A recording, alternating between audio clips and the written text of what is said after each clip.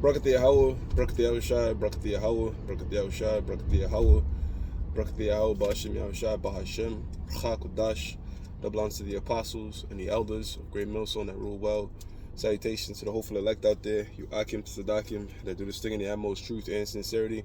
On the Priest Shaman, this week's topic is going to be entitled Money Magic, right? You often hear Yahweh, Priest Yahweh always talks about, look up something called the ancient Babylonian money magic system, and which is the concept of creating money or some sort of things to use transactionally, all right, out of thin air, not being backed by nothing. You might hear terms like intrinsic versus extrinsic value, right? So intrinsic, a good way to remember it is it's in value. Extrinsic meaning it's out, it's x'd out, something out of value. And we have, pardon me, we have an extrinsic money system, right? Wherein with something, Slovakia, our money system is not backed by gold, right? Which is something intrinsic, right? Gold is something intrinsic. It's a scarce resource, and it's always been used as money, all right, throughout all of time. The United States decided to no longer use gold. Was it Nixon with the Bretton Woods Agreement? Or I think, let me get this correctly, because they did it 2 times. They did a situation where, I believe it was in 1976, when Nixon said, look, the US dollar will no longer be exchangeable for gold.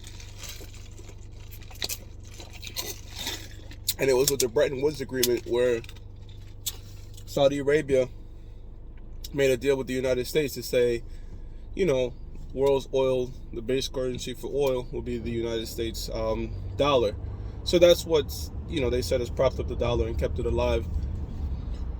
Because it's much easier for business to do transaction if they have a currency that they can rely on, right? A safety net, because things happen. So a good safety net is a strong economy. Fast forward now,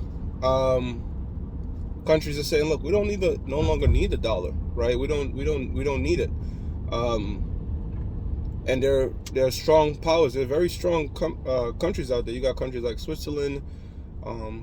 You have countries like China and Russia that they have their war chest diversified in euros, gold, silver, grain, and dollars in their own currency. So right now, the Federal Reserve, what they plan to do now is come up with, I did something called the Fed Now system. So this idea of creating money and not have it being backed by anything is not in the scriptures, all right? When the scriptures talk about wealth, it talks about Abraham being rich in gold, silver, and cattle, all right? Or even slaves. Slaves are a form of wealth, servants, not fiat currency. Every society, every single society that has operated their currency under a fiat-based system, or what some would call a faith-based system, all right, perished. So right now, the only thing that's really holding the dollar up is it's tied to labor, right? The reason people don't throw hundreds of dollars out the window as they drive is because they had to work for those dollars. Most people do. The wealthy, they have things working for them while they sleep, but most of us are living salary based, right? So we have to work for these legal tenders, so hence it still holds its value. But again, all of them has collapsed. Now, we believe the US dollar system will collapse, all right, and everything shall be now digital. Now, these people are very intelligent. These Edomites that run the world, the scriptures tell you that they was it in Daniel.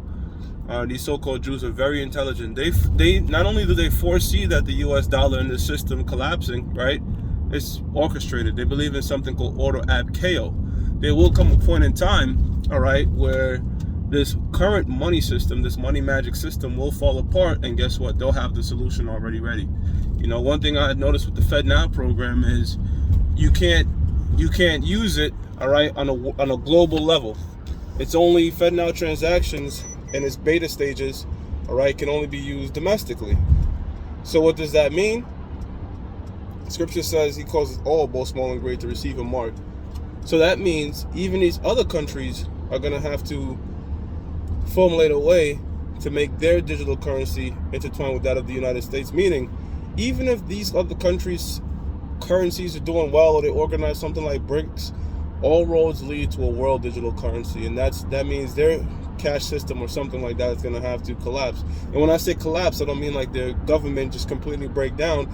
I use it in the sense of, if you're from New York, there was a point in time where you used to get on the train with tokens, like these little hard tokens, and that system was collapsed, right?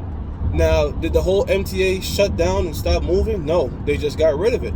And then they went into MetroCards. Now, MetroCards have become very archaic to a very younger generation. All they know now is pay as you go, right? On the go, you tap, you pay.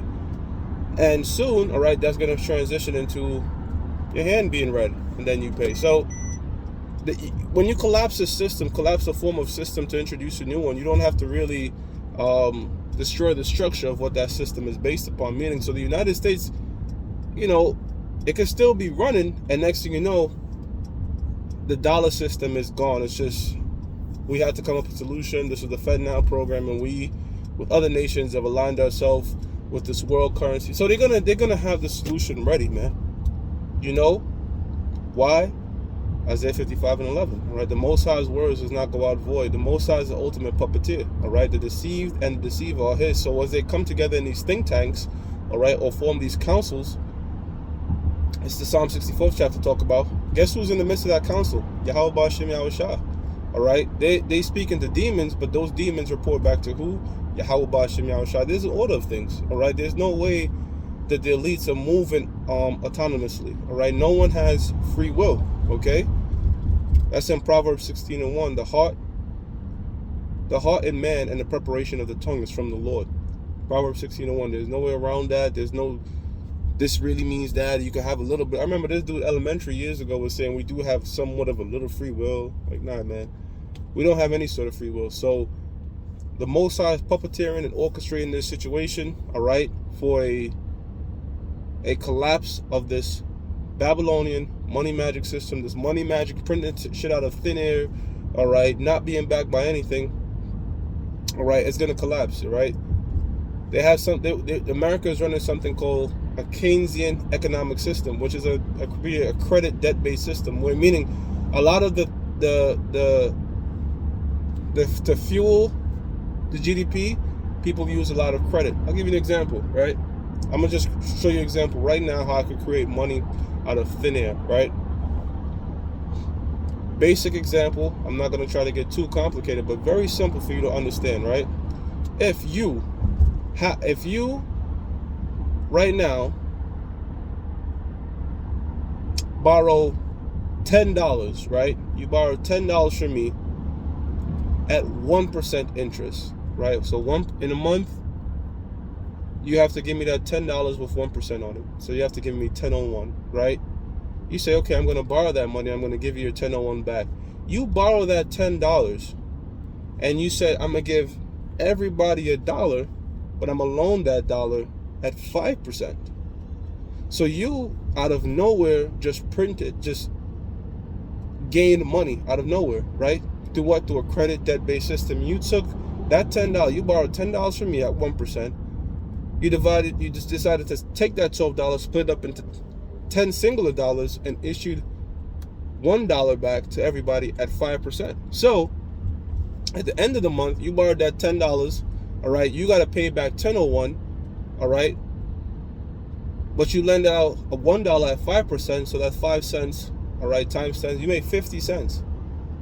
You see? Well, really, you made 49 cents at the end of the month. You see? So you made that just from borrowing. So that's how this system is really run. People borrow and lend out money, all right, at higher interest rates, and the cycle continues. And what that does is create a boom and bust cycle, right? It's going up, but it's going like this. You have times where everybody's borrowing,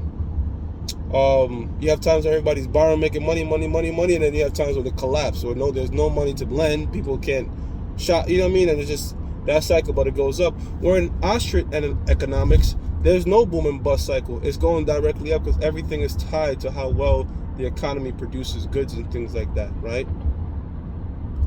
So this credit debt-based money magic system, all right, is perfect because if you think about it, any other way where, you know, they say let's run our money by tangible things, or even like bartering system, you wouldn't have the chip, all right, because this whole chip and things not being tied to anything and things all being digital and electronic, all right, aligns with prophecy. So you see the Most High is playing 4D chess with Esau, right? So hey man, Barakatah Yahweh Ba'Shem Yahushua for that, man. All right. So we're not too far away, okay? Things have moved gradually in our time, but lightning speeds in the terms of the Most High. The Most High is moving very quickly because Habakkuk, the 2nd chapter, tells us it doesn't tarry. All right, so that was a little quick in transit about the breach camp. I'm going to give all praises to Yahweh, Ba'Shem Yahushua, Ba'Shem Chakadash, the belongs to the apostles and the elders of Great Millstone True Well. Salutations to the hopeful elect out there. You Akim to the Dakim that do this in the utmost truth and sincerity. Shalom.